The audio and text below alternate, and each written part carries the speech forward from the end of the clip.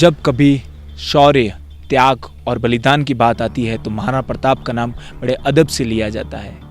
नमस्कार, हमारा नाम विशाल और आप देख रहे हैं फर्स्ट राजस्थान। हम आज आपको इतिहास की एक ऐसी घटना से रूबरू कराएंगे जो साहस और त्याग की एक बड़ी गाथा है। हाँ, हम आपको 7 घंटे की दुर्गम पहाड़ों की यात्रा से लेते हुए हम आपको ले जाएंगे शेरगांव। धरती धोरारी, मीठे गीतारी, रणवीरारी, सूरवीरारी, अठे खून सस्तो है पण पानी महंगो। शीश कटियां धड़ लड़ रहा, आशान है राजस्थान री। सगली दुनिया बोल रही आ धरती है बलिदान री। अमर सिंह राणा प्रताप वीर दुर्गदास सरीखे वीरारी। आ धरती है भक्ति में तबीर। ऐतिहासिक समय से ही राजस्थान की पहचान हमेशा ही अनूठी रही है। बात चाहे शौर्य गाथाओं की हो या आन बान शान और अपने राज्य की सुरक्षा के लिए कुर्बानी देने की हो, राजस्थान ने हमेशा से ही वीरता का परिचय दिया है। यहाँ के लोगों की त्याग और बलिदान की भावना ने ही विश्व पटल पर राजस्थान को वीरों की भूमि के नाम से भी नवाजा है। ऐसे कई किस्सों में से आज हम आपको उस एक किस्से के बारे में बताएंगे जिसमें एक राजे का त्याग, बलिदान और संघर्ष आज भी बड़े गर्व के साथ याद किया जाता है। कभी हार ना मानने वाले शूरवीर महाराणा प्रताप के जीवन के उन 2 सालों के बारे में आज हम आपको बताएंगे जिसमें उन्होंने कड़ा संघर्ष किया। इस कहानी को करने के लिए हमारी टीम कई पहाड़ियों को लांघकर और करीब 7 घंटों का पैदल सफर तय कर अरावली पर्वत श्रृंखला के एक दुर्गम इलाके शेरगांव में पहुंची। थका देने वाले सफर में हमें घने जंगल, माउंट टाबू वन्य जीव अभ्यारण्य से गुजरना पड़ा, जहां हमारी सामना कई जंगली जानवरों से हुआ। इन तमाम खतरों और संघर्षों के बावजूद महाराणा प्रताप ने अपने जीवन के 2 कठिन वर्ष शेरगांव में बिताए थे। हमारी इस विशेष रिपोर्ट में आज हम आपको महाराणा प्रताप के शेरगांव में बिताए समय के बारे में बताएंगे। तो आइए।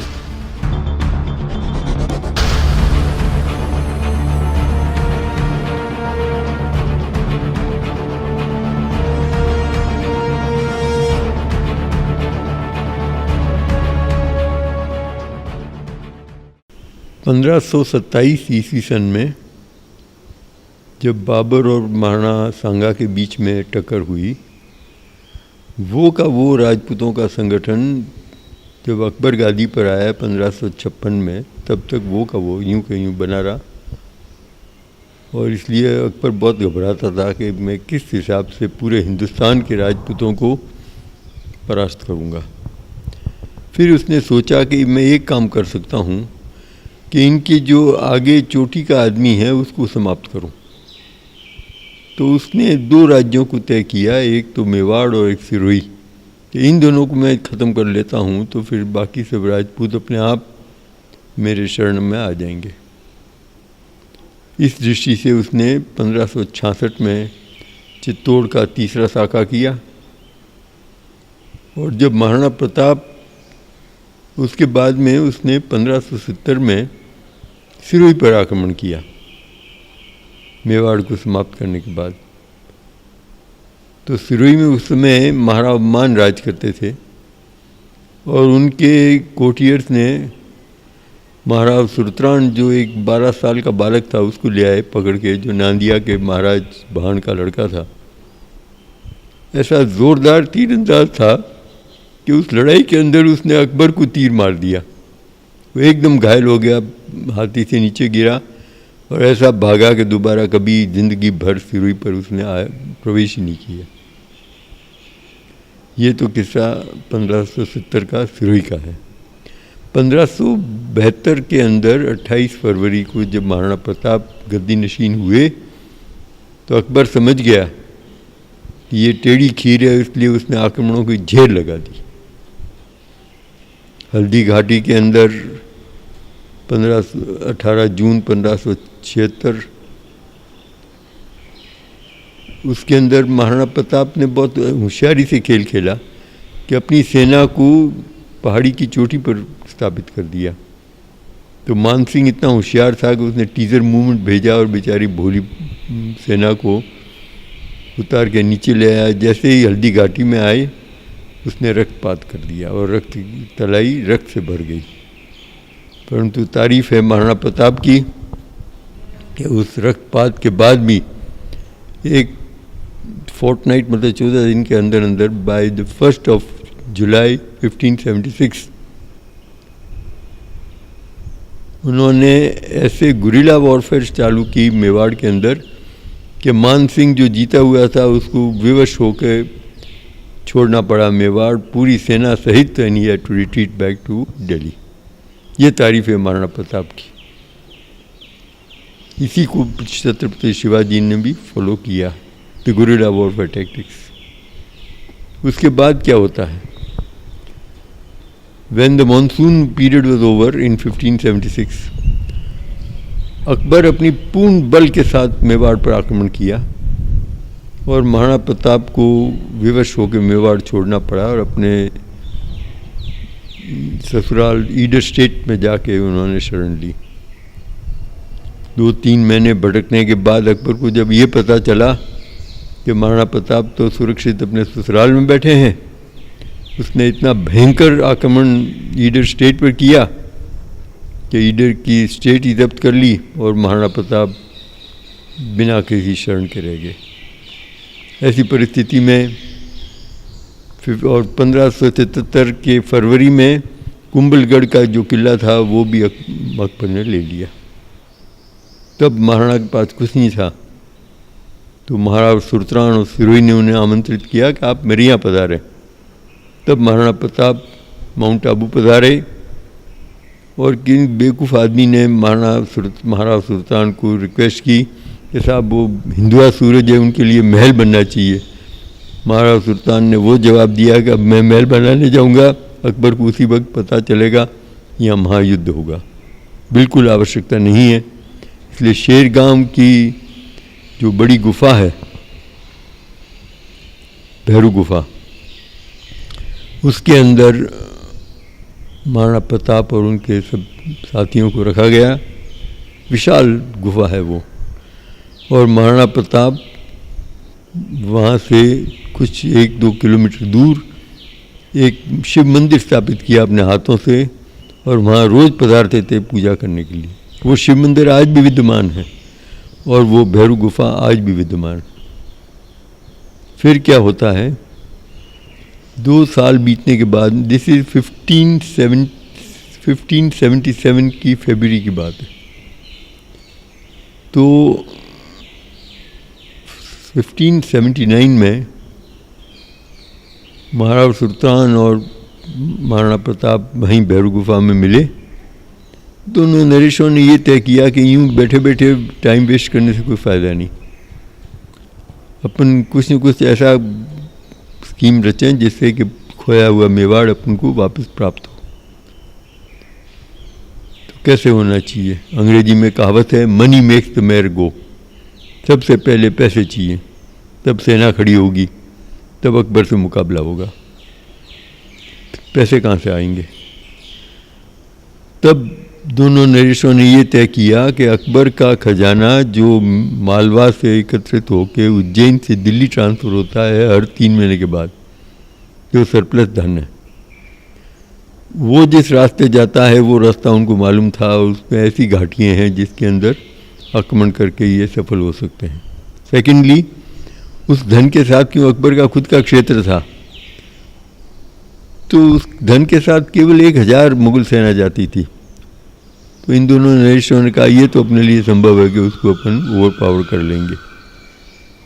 तब भामा शाह को तय करके भेजा, क्योंकि ये दारू नहीं पीता है, बनिया है, और इस वजह से ये बात लीक नहीं होगी और होशियारी से ये काम करके आएगा। तो भामा शाह ने कहा हुक्म, मैं अकेला नहीं, मेरे छोटे भाई को भी मेरे साथ दीजिए एज माई डिप्टी कमांडर। जैसे किसी ठाकुर को दे दिया, उसने दारू पी लिया तो बात आउट हो जाएगी। ये सेना शेरगांव से निकलती है, मेवाड़ की और सिरोही की सम्मिलित 5-7 हज़ार लोग थे, और उन्होंने जाके एक घाटी पकड़ी जहाँ से वो सेना पार हो रही थी, और वहाँ उन्होंने उस सेना को कम्प्लीटली परास्त तो किया गया, सबको काट के ख़त्म कर दिया।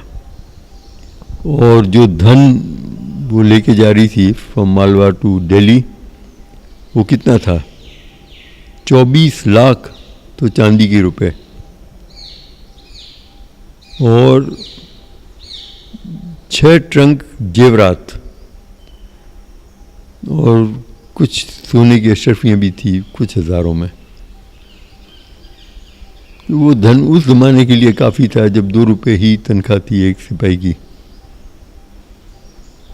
तो वो धन लेके भामाशाह वापस लौटा और 23 अगस्त 1579 को भामाशाह ने आबू की तलेटी में आके ऊपर रिक्वेस्ट भेजी शेरगांव कि हुक्म में ये धन लेके ऊपर नहीं चढ़ सकता, इसलिए आप दोनों नरेशों को नीचे पधारना होगा, तभी मैं आपको ये पेश कर सकता हूँ। तो चूलिया करके एक गांव है हमारा आबू की तलेटी में, वास्तान जी के पास, वहाँ पर भामाशाह ने वो धन महाराणा प्रताप को पेश किया, और फिर सितंबर 1579 को महाराणा प्रताप और महाराणा सुल्तान ने ये तय किया कि now Maharana Pratap should go back to Mewar, और सिरोही भी अपनी जो मदद दे सकेगा भेजेगा, and he should reconstitute his army and reconquer Mewar. तब महाराणा प्रताप ने जाकर चावंड जो साउथ टिप ऑफ मेवाड़ में था उसको अपनी राजधानी स्थापित की, और धीरे धीरे संपूर्ण मेवाड़ पर अपना आधिपत्य स्थापित किया। और लास्ट में दशहरे के दिन 1582 को एक भयंकर युद्ध हुआ between Maharana Pratap and the Mughals. तो वहाँ जो मुसलमान सेनापति था उसका जो महाराणा प्रताप की तलवार चली, उसका हेलमेट, शरीर, सिर, घोड़ा, घोड़े का बख्तर सब कट कटा के तलवार गई ज़मीन में। अकबर को समझ में आ गया कि ये झटका मेरे लगा होता तो मैं भी राम नाम सत्य हो जाता, इसलिए उसने कहा आज दिन के बाद मेवाड़ पर आक्रमण छोड़ दीजिए। तो that was the last Mughal आक्रमण ऑन मेवाड़। उसके बाद कोई आया नहीं, और then from 1584 to 1597 Maharana Pratap Mewar पर आराम से राज करते रहे, अपना आधिपत्य स्थापित किया, अपनी फसल और इकोनॉमी को सुधारी। परंतु मुगल्स ने 2 किलों पर जो आक्रमण करके आधिपत्य स्थापित किया था, चित्तौड़ और एक और, वो उन्होंने नहीं छोड़ा, और वो महाराणा प्रताप के जीवन पर्यंत मुगलों के पास ही रहे। परंतु तारीफ है महाराणा प्रताप की और महाराणा सुल्तान की कि अकबर के पास जो उसका कवि था दूसरा आड़ा, उसकी 2 कविताएं ही इस चीज़ को समअप करती है। एक तो जब महाराणा प्रताप के मतलब दोनों नरेशों के लिए उस कवि ने कहा है, अकबर शाखे आगले भरत खंड जोड़े हाथ, नाथ उदयपुर न नम्यो नम्यो न अर्बुदनाथ। ये दोनों राजा कभी झुके नहीं। और सेकंड, जब महाराणा प्रताप की एक मैन ईटर टाइगर से कटारी युद्ध करते करते घायल हो गए और मृत्यु हुई 19 जनवरी 1597 को, तब वही दूसरा आड़ा अकबर के पास लाहौर में था। तब उसने वो कविता कही, अस ले गयो अण दाग पाग ले गयो अण नामी, मेवाड़ राण जीती गयो। अकबर को उसके मुंह पर सुना दिया कि मेवाड़ का महाराणा जीत गया और तू हार गया। ये तारीफ थी महाराणा प्रताप की। महाराणा प्रताप ने अपने जीवन के 2 साल माउंट आबू के घने जंगलों में बिताए। इस दौरान वे गुरु शिखर से नीचे की ओर स्थित शेरगांव में रहे। जिस गुफा में वे रहे वह आज भी यहाँ मौजूद है और इसे भैरव गुफा के नाम से जाना जाता है। गुरु शिखर से उत्तर दिशा की ओर टेढ़े मेढ़े रास्ते और घने जंगलों के बीच ये गुफा ऐसे स्थान पर है जहाँ आज भी जाने में डर लगता है। घना जंगल होने से यहाँ बहुत ही कम लोग, या यूं कह लीजिए कि सिर्फ स्थानीय जानकार लोग ही पहुँचते हैं। ये वह समय था जब महाराणा प्रताप बुरे दौर से गुजर रहे थे और अकबर के भय से किसी ने भी उनकी ना तो मदद की और ना ही शरण दी। यहाँ तक कि उनकी मदद करने के लिए इडर गुजरात को भी अकबर ने अपने कब्जे में ले लिया, जो उनका ससुराल था। ऐसे में सिरोही के नरेश महाराव सुल्तान ने उनकी मदद करते हुए उन्हें शेरगांव आने का न्योता दिया, जिसके बाद 2 साल तक वे यहाँ रहे, जिसमें शेरगांव से करीब 3 किलोमीटर की दूरी पर जबकेश्वर महादेव के मंदिर में भी उन्होंने आराधना की और वहाँ मौजूद गुफा में काफ़ी समय बिताया। हल्दी घाटी के युद्ध के बाद महाराणा प्रताप की आर्थिक स्थिति भी कमज़ोर हो गई थी। जब वे शेरगांव पहुंचे तब भी उनके पास कुछ नहीं था। ऐसी स्थिति में महाराव सुल्तान ने उन्हें सूरत को लूटने की योजना बताई, लेकिन महाराणा प्रताप ने यह कहकर इनकार कर दिया कि एक राजपूत कभी डाका नहीं डालता, जिस पर महाराव ने अकबर का खजाना लूटने का सुझाव दिया और समझाया कि एक डकैत के घर में डाका डालना में क्या गलत है। ये खजाना हर 3 माह में मालवा से दिल्ली जाता था। इसके बाद खजाना लूटने की योजना बनी। मेवाड़ के प्रधानमंत्री और सेनापति बहादुर भामाशाह ने अपने सैनिकों के साथ ये खजाना लूटा और 23 अगस्त 1579 को चुलिया गांव में इसे महाराणा प्रताप को सौंप दिया। इसके बाद 2 साल तक शेरगांव में रहने के बाद महाराणा प्रताप शेरगांव से निकल गए। 1584 में उन्होंने दिवेर के युद्ध में मुगल सेनापति को बुरी तरह से हराकर मेवाड़ पुनः अध्यापित किया। 1584 से 1593 तक महाराणा प्रताप ने मेवाड़ पर शासन किया। इस प्रकार महाराणा प्रताप की जीत में सिरोही का बहुत बड़ा योगदान रहा। खासकर यहाँ के नरेश महाराव सुल्तान ने बिना अकबर की परवाह किए उनकी मदद की, जिससे मेवाड़ का इतिहास ही बदल गया। कौन थे महाराव सुल्तान? बुरे वक्त में अकबर के आदेश की परवाह किए बगैर महाराणा प्रताप की सहायता करने वाले महाराव सुल्तान सिरोही के नरेश थे। वे 1572 से 1610 तक सिरोही के नरेश रहे। बचपन से उनमें गजब की वीरता थी और वे कुशल तीरंदाज भी थे। इतिहासकारों के अनुसार महज 10 वर्ष की आयु में उनका सामना अकबर से हुआ था और उनके कारण अकबर को युद्ध से लौटना पड़ा था। उस समय अकबर ने सिरोही पर हमला किया था। इसके बाद 18 वर्ष की आयु में उन्हें सिरोही के नरेश बना दिया गया। महाराणा प्रताप की सहायता करने पर अकबर ने नाराज होकर 17 अक्टूबर 1583 को अपने 9 सेनापति और 1 लाख सैनिकों को महाराव सुल्तान पर हमले के लिए भेजा। ये युद्ध दत्तानी के निकट हुआ, जिसमें महाराव सुल्तान ने अदम्य साहस का परिचय देते हुए सभी 9 मुगल सेनापतियों के सिर काट दिए और सेनाओं को वापस लौटने के लिए मजबूर कर दिया। और इसके बाद अकबर ने कभी सिरोही की ओर नहीं देखा। महेंद्र दान और लोग मुझे चार्ल्स भी जानते हैं, क्योंकि मेरा ज़्यादातर विदेशी पर्यटकों से यहाँ पर माउंट आबू के जंगलों में मैं भ्रमण करवाता हूँ। मैं एक हाइकिंग गाइड और यहाँ के ट्रैकिंग के जंगलों में भ्रमण करवाने के लिए टूरिस्टों को लेके जाता हूँ। और शेरगांव से जो रिलेटेड है, जहाँ पर महाराणा प्रताप का एक समय में उनका ये स्टे हुआ करता था और वहाँ पर उन्होंने कुछ समय के लिए आकर उन जबकेश्वर महादेव का जो एरिया था उस एरिया में वहाँ रहे। उन गुफाओं में भी वहाँ उन्होंने अपना समय बिताया है। और विदेशी पर्यटक गुरु शिखर से हम लोग ट्रैक करके शेरगांव पहुँचते हैं। शेरगांव पहुँचने के बाद में आसपास का एरिया दिखा के और फिर सीधा हम जबकेश्वर महादेव जाते हैं। वहाँ हम